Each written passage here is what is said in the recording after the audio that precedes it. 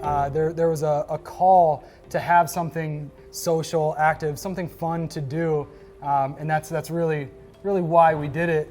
As far as our inspiration goes, Nathan and I took a couple road trips. We're real big fans of the Grand Rapids, Columbus, Indianapolis.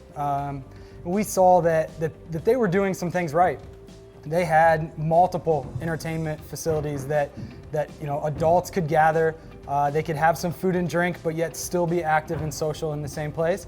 And Fort Wayne was really lacking that. So that's where we gained our inspiration from. We tried to combine some of the best elements of those into this building. Fly'n Ducks fits into our business model because it allowed people to be active and social. And for us, what that allowed us to do was then have the food and beverage portion.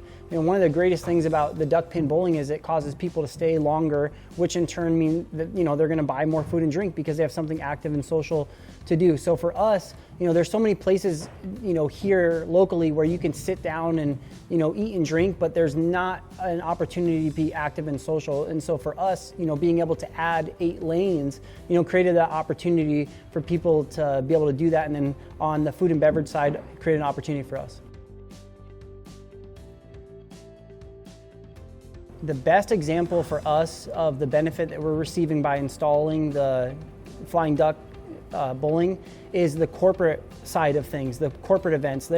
So many corporations want to get out and have fun. They want to create team building opportunities. They want to have a meeting, but then also have an opportunity to socialize and be active.